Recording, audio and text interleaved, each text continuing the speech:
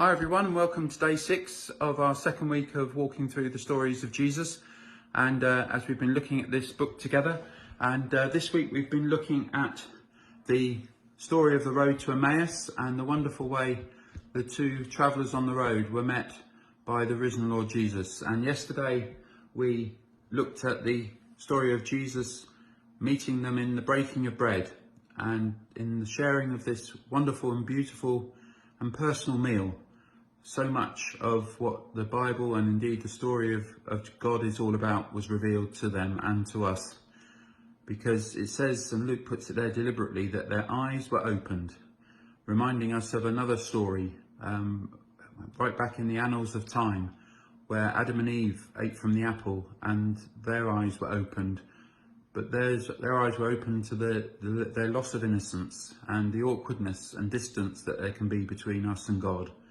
But here, all that is healed and restored, and here we have the risen Lord Jesus breaking bread and revealing to us that actually all that is now overcome, that the relationship has been restored, and indeed he wants to spend his time and life with us and be part of our lives. So what happens to Cleopas and to Mary is they immediately get up from the meal table and they head back to Jerusalem to share this good news with their friends. And when we have good news, we may also want to share it with our friends. And we may not want to shout it from the hilltops and put it all out on social media.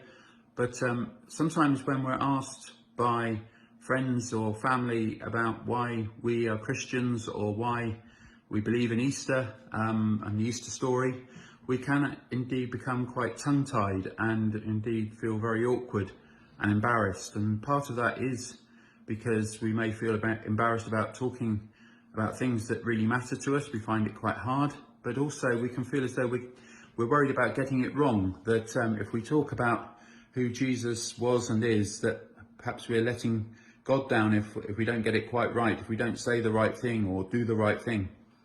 And we also might be letting the other person down because we so want them to know and share the same life and love that we want to. So we end up standing on perhaps what we see as firmer ground by talking about church life and what it's like going to church and everything we perhaps see and do day by day, rather than about how important Jesus is to the very centre of who we are and what we do and what we believe.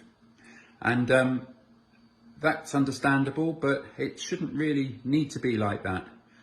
Only a matter of a couple of months ago, our daughter Becky and her husband Aidan came and shared with Jan and I the wonderful news that they were expecting. And not only expecting, but expecting twins. And as you can perhaps imagine, Jan and I were delighted. We were full of expectation, full of the fact that we knew that life wasn't going to be the same again. And we were full of joy because of it, and we continue to be, as we look forward to when these two little ones come into the world. And that's probably much closer to how it was with Cleopas and Mary. They wanted to go back and share this good news with their friends because they were simply full of joy. They weren't thinking about having to give some theological answer or some theological understanding to who God was for them. They simply wanted to share what had happened and what a wonderful and amazing thing it was that they had seen. And that can be perhaps more helpful to us, because we can simply say what we do know about Jesus, what he means to us, what he actually means to the world as we share him in our lives. And that reminds me of a wonderful song that I often think about on these occasions. I cannot tell how he whom angels worship. It's an old hymn, but it has this wonderful way of balancing what we can say with saying, well, I don't know what I can't say, but I have got a message to share. So I'll put a copy of this up on the Facebook page. I'll send it to Kirsty, and maybe we can play that together. And if you like that sort of thing, then a modern rendition of that is the Art of Celebration by this Christian Irish folk band called Wren Collective. Many of you out there will know and have heard of them. This is one of their stories that they tell, about how the joy can indeed come in our lives, and perhaps it's the joy that we need to communicate most of all, obviously being sensitive and everything else, but at the same time knowing that this is what is the firmer ground upon which we can stand, rather than having to think about trying to get it right or get it wrong all the time. So that's the message for today. I hope you'll be able to join us tomorrow when we have our agape meal together in the live stream church, so look out for that.